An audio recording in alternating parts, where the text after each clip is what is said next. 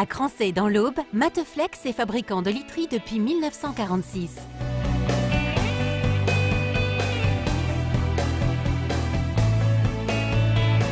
L'entreprise a développé son savoir-faire et sa technologie pour tous les produits de literie. Chaque année, 75 000 matelas, 25 000 sommiers et 2 000 sommiers de relaxation électrique sont produits dans notre usine afin de satisfaire tous nos clients. Après 3 années en croissance, Mateflex continue son développement et recrute 5 nouveaux collaborateurs qui seront formés au sein de l'entreprise. Vous souhaitez faire partie de l'équipe des 40 collaborateurs de Mateflex? Envoyez-nous votre CV à l'adresse recrutement@mateflex.fr.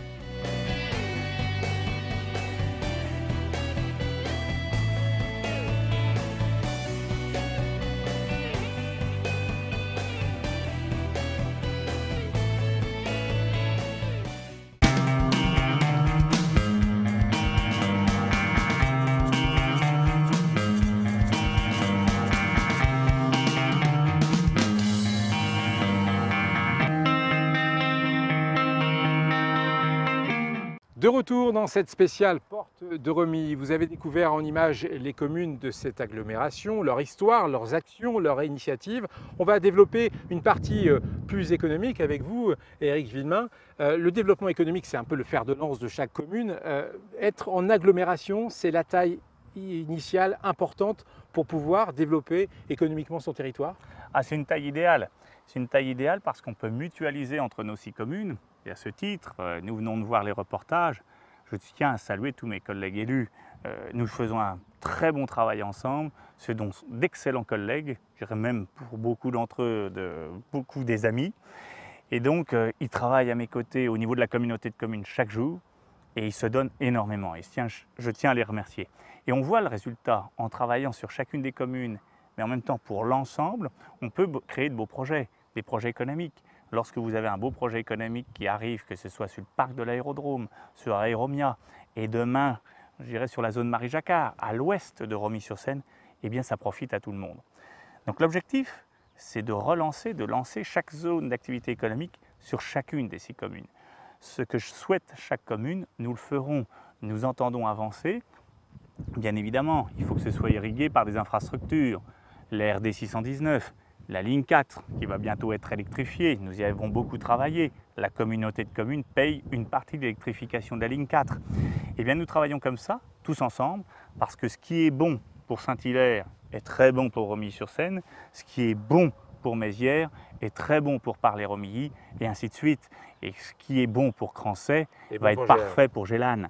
Donc vous voyez, chacun et chacune d'entre nous, nous avons besoin d'être ensemble pour accompagner ce projet.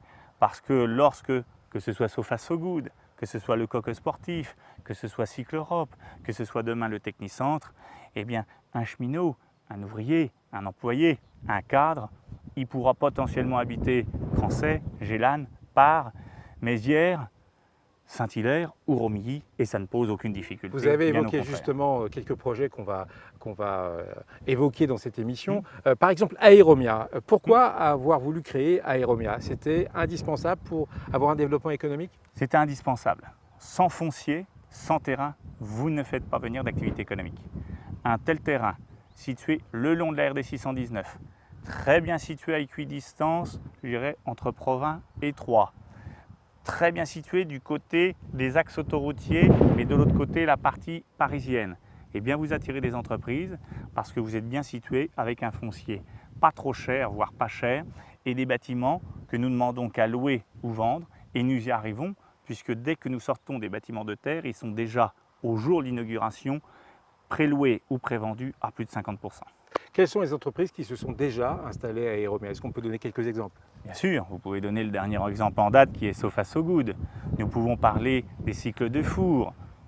Ça va de l'employé seul à plus de 200 emplois. Ce sera demain le futur pôle d'excellence des pièces de rechange de la SNCF.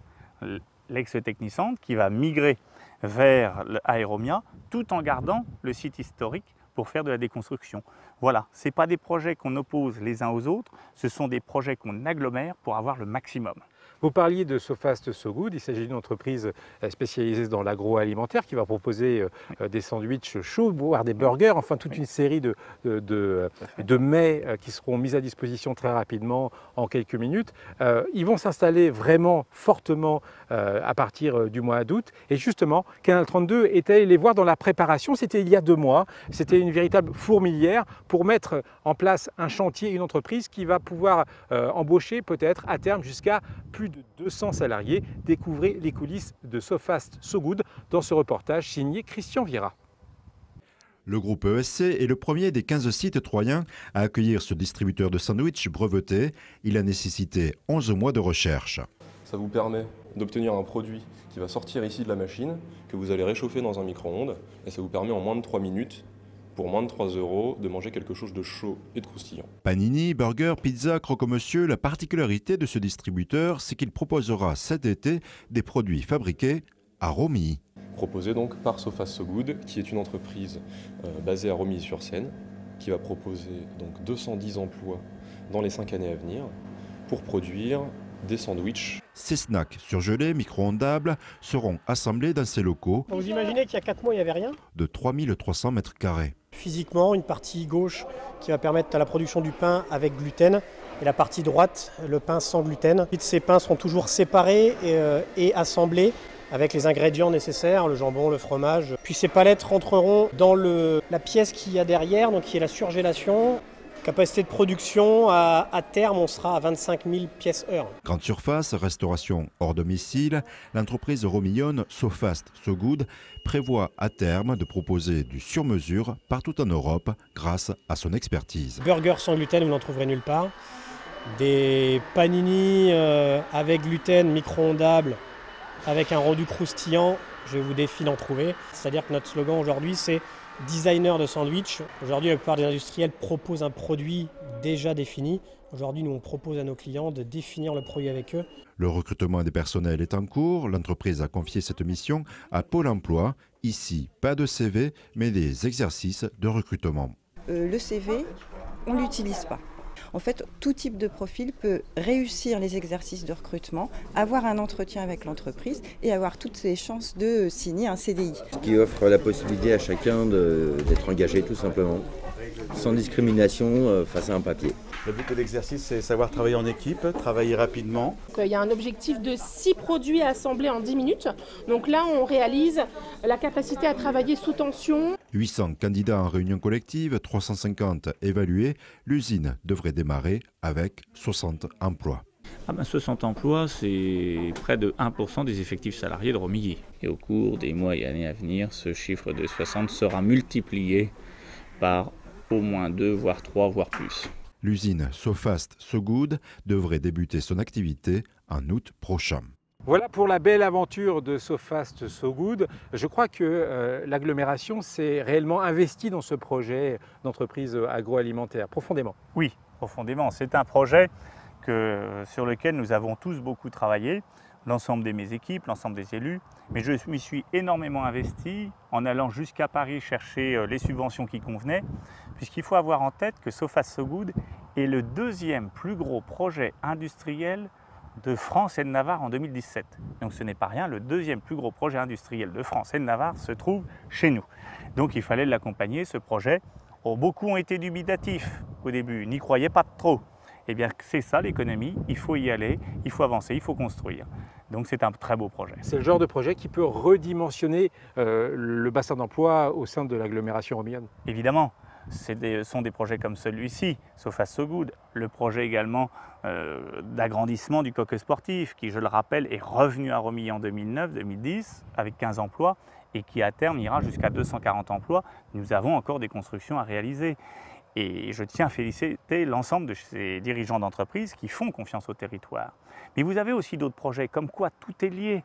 Regardez tout autour, nous avons un excellent et beau paysage et vous avez des éoliennes. Eh bien, les centres de maintenance des éoliennes que vous avez tous sur tout le pourtour se trouvent principalement à Romilly.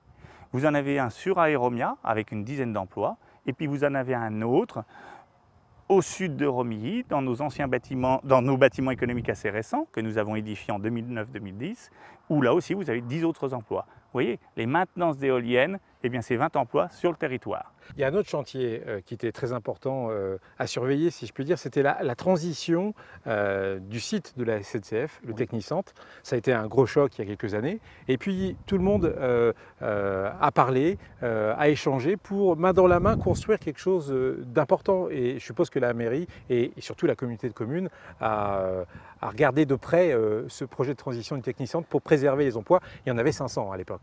Nous sommes d'accord, il y en avait même 500, entre 530 et 540 suivant les quelques derniers mois, et ça a été un choc lorsqu'on nous a annoncé que nous allions tomber à 200 emplois plus 50 pour la déconstruction.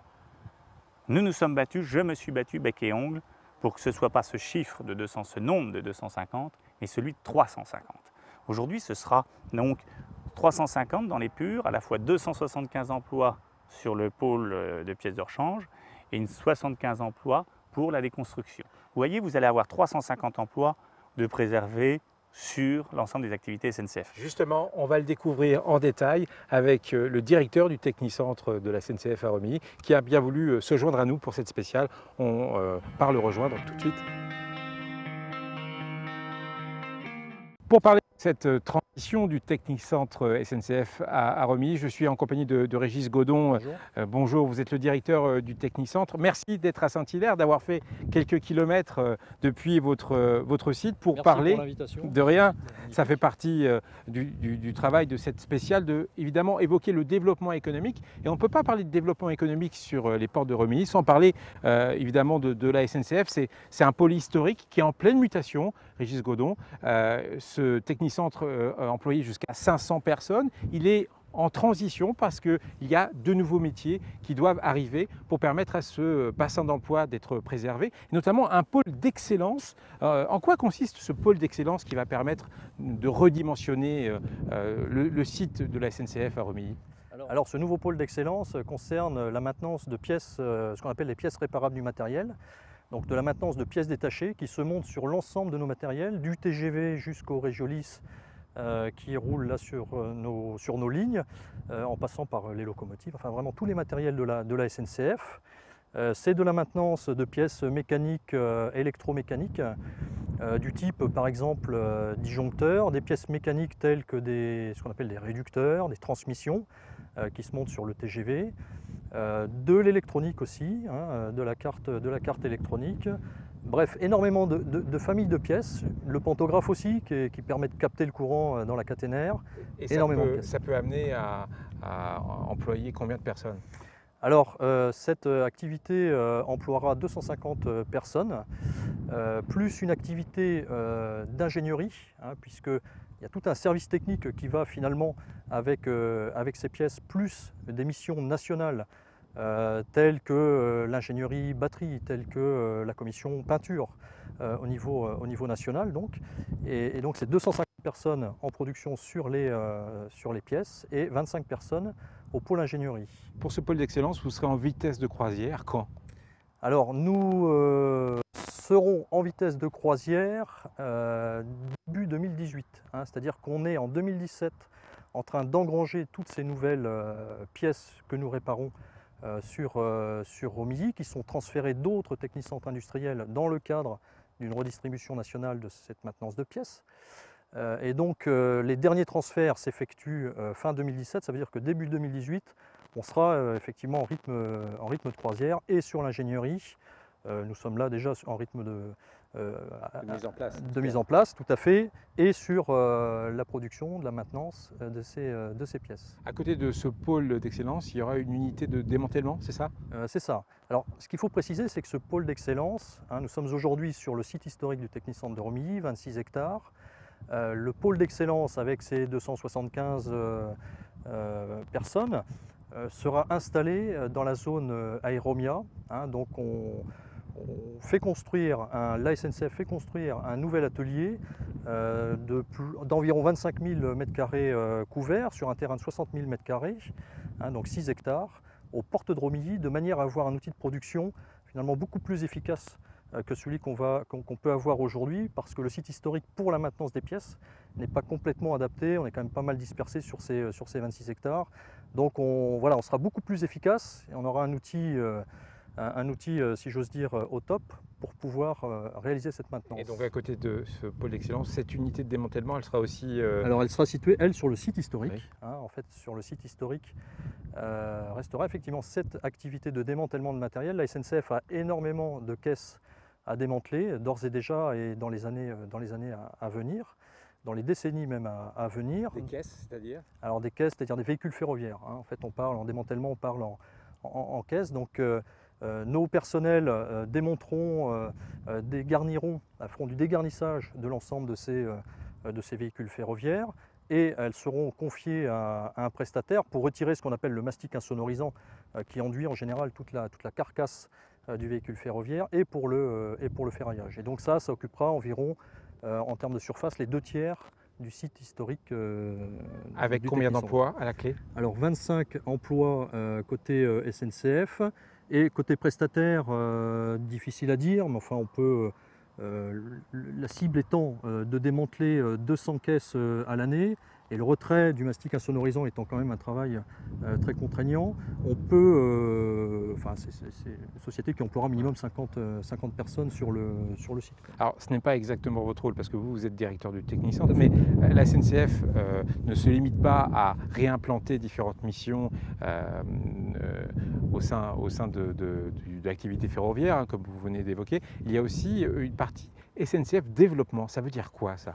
Oui, alors notre filiale SNCF Développement fait la promotion de projets sur un bassin local, là où effectivement on réduit en termes au niveau technicentre SNCF le nombre d'emplois. Donc SNCF Développement a en effet œuvré pour faciliter un certain nombre de projets d'entreprise sur le bassin de Romilly. C'est de l'argent généré, c'est de l'argent que SNCF dépense pour permettre la mise en place d'autres projets, que ce soit dans l'agroalimentaire ou... Ça fait partie effectivement de la reconstruction, je dirais, du bassin d'emploi, notamment sur Romilly.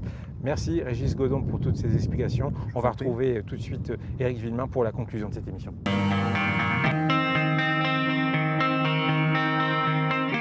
Éric Villemain, on vient de parler avec Régis Godon de SNCF Développement. Un développement économique, ça passe par remettre à jour, si je puis dire, certains locaux, y compris qui sont assez symboliques. Il y a par exemple l'hôtel au centre-ville, près de la gare, où vous avez pris part à son futur, si je puis dire.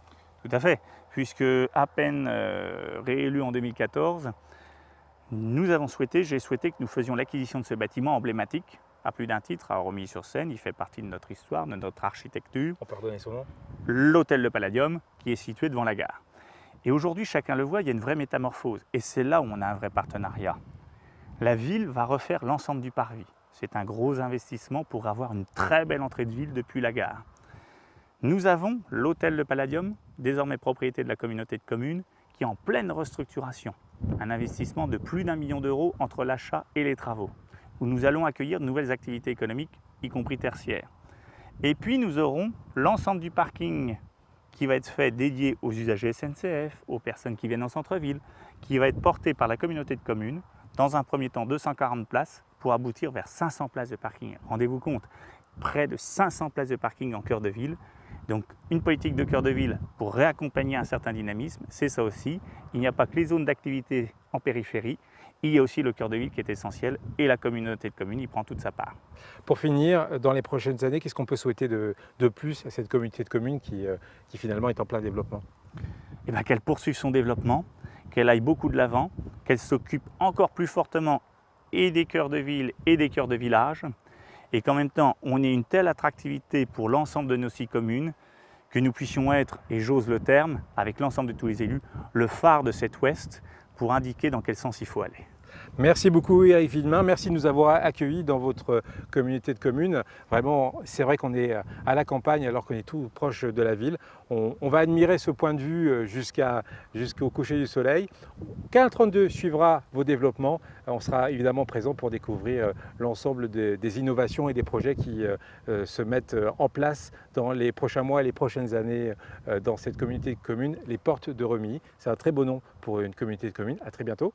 très bientôt. Et à très bientôt pour une nouvelle découverte de territoire sur Canal 32. Au revoir.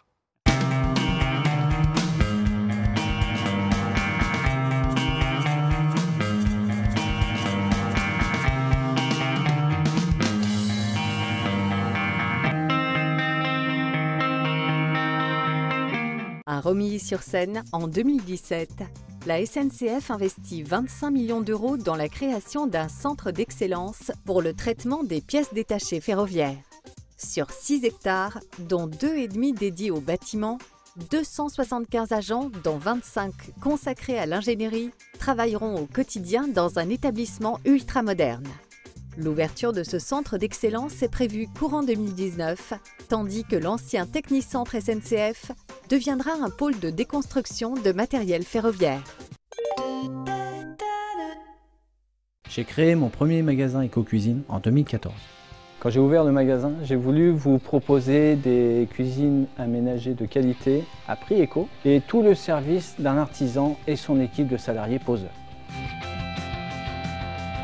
Le 1er septembre, j'ouvre un deuxième magasin éco-cuisine, un des plus grands de France, sur le parc de l'Aérodrome à Romilly-sur-Seine. J'apporte la garantie, confiance, qualité, prix, service. Éco-cuisine, c'est du solide. Éco-cuisine au service de ses clients, parc commercial Big Green.